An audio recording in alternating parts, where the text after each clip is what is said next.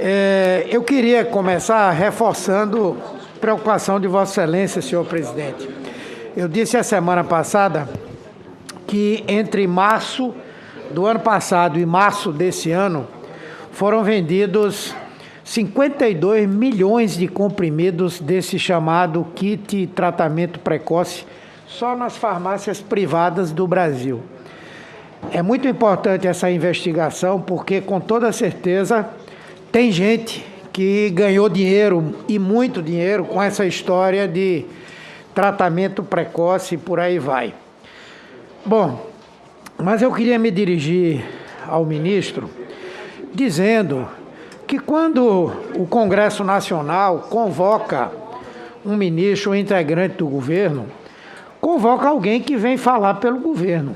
Eu entendo a situação difícil de Vossa Excelência, porque vê o presidente da República fazer tudo aquilo que é oposto ao que a ciência, o conhecimento, vê como efetivo para convencer a pandemia e ter uma visão diferente. Eu entendo que é difícil. Agora, o que a pessoa comum pensa, ministro, é mais ou menos o seguinte: se ele não convence o chefe que tem que usar máscara, parar de fazer aglomeração e de defender coisas que não têm efeito, como é que vai convencer a população? Eu acredito que Vossa Excelência realmente quer ajudar o país, como Vossa Excelência disse, mas é preciso saber o que é que aconteceu ao longo desses 77 dias. Nesse período que Vossa Excelência está como ministro, até ontem morreram 175.738 pessoas por Covid-19 no Brasil. Isso também é uma demonstração que é preciso combinar ações. O senhor, por exemplo, disse aqui que, quando esteve da outra vez, que muito breve iria haver um processo de vacinação de uma média de 1 milhão de pessoas por dia. Por que é que isso não aconteceu, ministro? Peço que seja breve, que eu tenho muitas perguntas a lhe fazer. Bom, um ponto é que houve atraso de insumos, né, sobretudo da China, que, de certa maneira, desacelerou a produção de vacinas na Fiocruz e no Instituto Butantan. Outro ponto é que a vacina ela acelerou porque as doses foram usadas todas como D1, né, no caso da Coronavac e da AstraZeneca. E quando chegou a oportunidade da D2, houve uma diminuição dos insumos e isso levou a um certo retardo da vacinação. Outro ponto foi a questão do grupo das comorbidades. Então, esse grupo das comorbidades não teve a mesma velocidade que nós tínhamos antes, tanto é que o PNI resolveu fazer uma mescla, né, comorbidades e por faixa etária. Então, dessa forma... na verdade, a principal razão é mesmo a falta da vacina, né? Onde entra a questão dos insumos, a responsabilidade total do governo federal. Em 2010, quando nós tivemos a vacinação do H1N1 aqui no Brasil, foram vacinadas 80 milhões de pessoas num período de 100 dias. De 100 dias.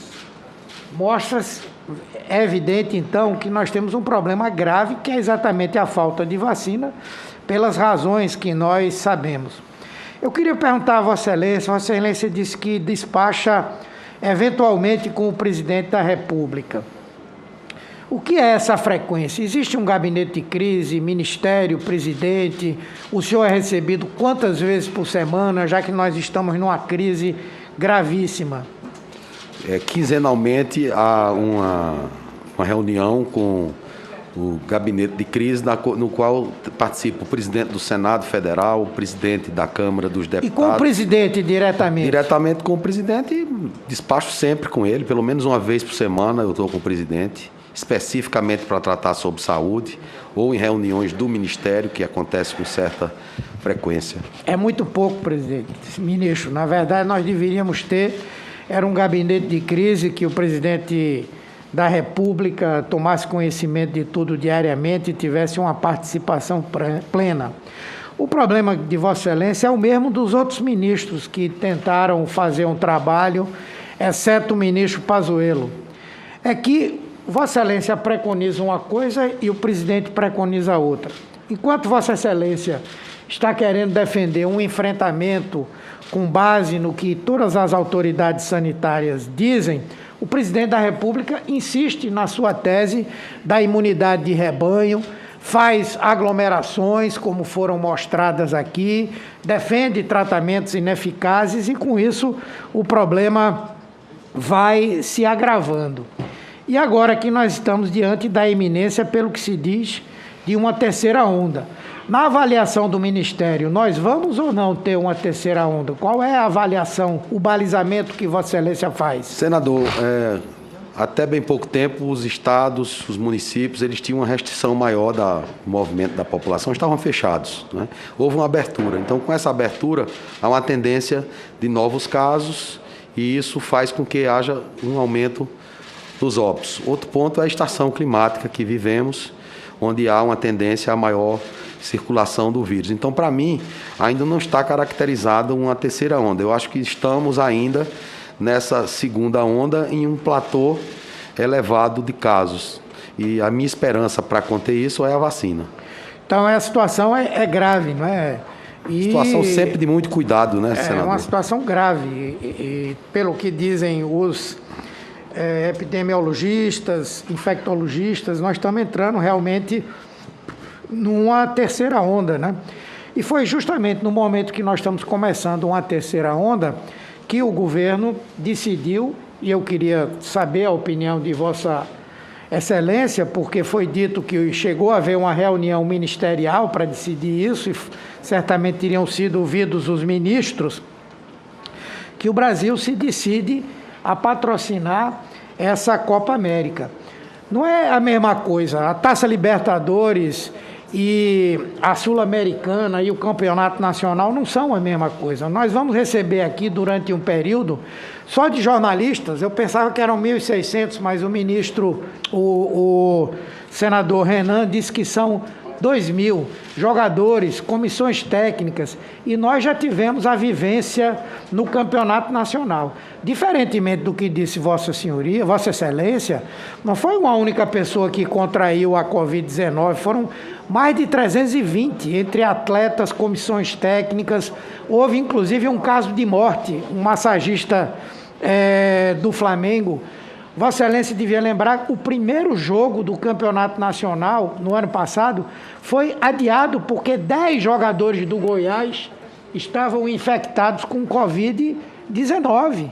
Então, isso é de um equívoco, do meu ponto de vista, de a gente correr um risco sanitário desnecessário que está sendo proposto que o país viva. Além do mais, vem gente de fora que pode trazer novas cepas. Além do mais, aqui no Brasil, que nós temos um criador de cepas, podem esses atletas, esses jornalistas, essas pessoas levarem para os seus próprios países essas cepas. Então, é uma visão profundamente equivocada. E Vossa Excelência, me perdoe, dizer que o problema é que é uma coisa privada, não, isso o Ministério da Saúde, ele trata da saúde pública, da população como um todo. Isso envolve as atividades privadas, as atividades públicas. Por acaso, quando houve o isolamento social, tantas atividades empresariais, comerciais, de trabalho, foram suspensas porque o objetivo de constituir uma meta para o enfrentamento à Covid se sobrepõe. Então, não se pode dizer que, não, é como se fosse uma coisa assim que, não, é privado, então eu não vou me meter nisso, não tem nada a ver com isso. Eu acho um grande equívoco que eu queria saber se Vossa Excelência participou da decisão e se Vossa Excelência disse que era a favor ou contra a realização. O mérito da decisão de ter a Copa do Brasil, a América no Brasil, não foi decidido por mim. É uma situação concreta. O que eu avaliei foram os protocolos. Certo, e os então, protocolos são os protocolos seguros. O que eu posso deduzir é que numa questão gravíssima, extremamente séria para a saúde pública, o Ministério da Saúde não teve o poder de aprovar ou de vetar. O que Vossa Excelência fez foi pedir um estudo para ver a melhor maneira de se fazer, mas Vossa Excelência não teve o poder de tomar essa decisão. Essa decisão não compete ao ministro da Saúde. Não, compete sim, claro que compete. Não, senador. No meio de uma pandemia dessa, com 475 mil pessoas, Vossa atividades Excelência... esportivas, os jogos Vossa estão acontecendo Excelência, regularmente, ministro, senador. Vossa Excelência é o principal dirigente do SUS, do Ministério da Saúde. Não pode dizer que não tem nada a ver com isso. Tem tudo a ver com isso. Tem que impedir todos os jogos, então, senador? Vossa Excelência, tem que impedir todos os jogos? Vossa Excelência pode dizer o seguinte: o presidente tomou uma decisão sem levar em consideração o posicionamento do Ministério da Saúde, entendeu? Ou da maioria das pessoas que estão estudando essa pandemia. Mas me perdoe, com todo respeito, Vossa Excelência não pode se eximir. É o que eu disse, o que acontece com Vossa Excelência é o que aconteceu com os outros.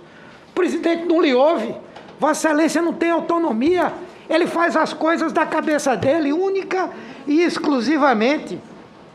E não dá para Vossa Excelência dizer que o problema é uma questão de divergências que existem na classe médica, não. É uma divergência concreta entre o que é correto fazer para o enfrentamento à pandemia e a posição do presidente da República. Essa é a questão mais importante no meu ponto de vista. Eu vejo, inclusive, que pela irritação e algumas falas que Vossa Excelência fez aqui, e não se irrite conosco, não, nós estamos cumprindo aqui o nosso papel. Eu sinto que Vossa Excelência não está numa posição cômoda.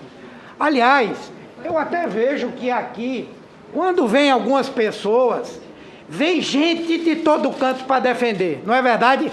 Até o senador Flávio Bolsonaro vem para aqui. Hoje, cadê o Ciro Nogueira? Cadê os outros? Vossa Excelência está só aí. Vossa Excelência está abandonado aqui. Tá certo? Então, eu entendo, eu não acredito que Vossa Excelência, se tivesse o poder de decidir se faria ou não essa Copa América, que Vossa Excelência aceitaria fazer. Se o presidente dissesse, a decisão é sua, ministro, eu tenho certeza que Vossa Excelência diria, não vai fazer. A situação de Vossa Excelência hoje é extremamente incômoda. Vossa Excelência foi ao estado de Pernambuco, com muita alegria nós recebemos Vossa Excelência, mas Vossa Excelência não tinha um deputado da base do governo lhe apoiando, lá, lhe acompanhando.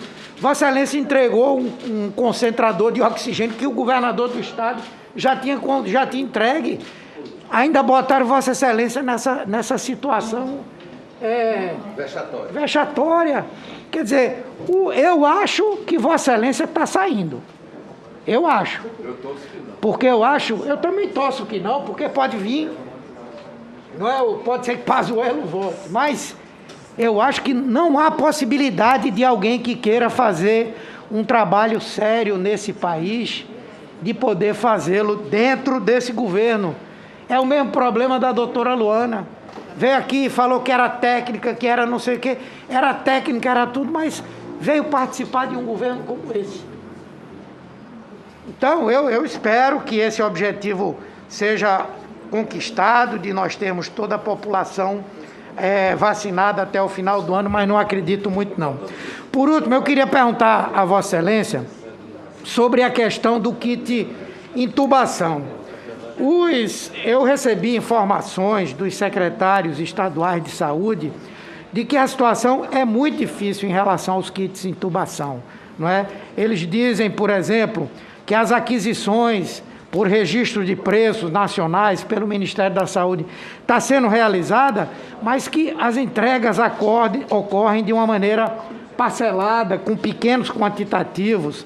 Então, por exemplo, medicamentos como atracúrio, cisatracúrio, rocurônio, que são agentes curarizantes, apresentam uma cobertura menor do que 10 dias em 25 estados. Só daria para 10 dias em 25 estados. Os sedativos, Propofol, Midazolam, apresentam cobertura menor que 10 dias em 24 estados.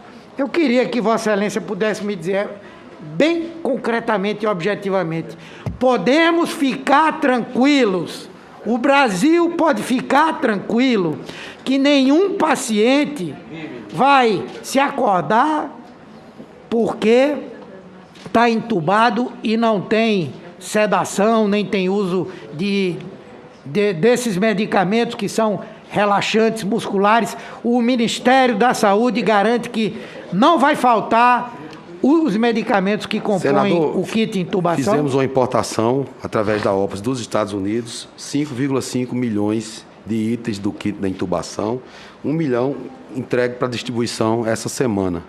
E para que tenhamos essa tranquilidade, vamos dobrar essa importação, mais 5,5 milhões está sendo providenciado. Afora o mercado nacional que produz. Eu tenho ouvido nas últimas 2 semanas, essa questão tinha diminuído fortemente, mas começou a pressão novamente no sistema de saúde, primeiro numa cidade do Rio Grande do Sul, agora no Mato Grosso do Sul, algumas na cidade do Rio de Janeiro, interior de São Paulo. Já adquirimos esses 5,5 milhões e vamos adquirir mais 5,5 milhões nos Estados Unidos. Essa via está liberada, então o objetivo é não faltar. Agradeço, Excelência, e quero registrar aqui o compromisso que foi assumido pelo Ministério da Saúde de que a população brasileira não se preocupe. Ninguém vai ver um ente querido dentro de um hospital, entubado numa UTI e acordar ou ter que ser amarrado porque falta medicação. Isso é muito bom ter essa promessa aqui. Muito obrigado, senhor presidente. Obrigado, senador.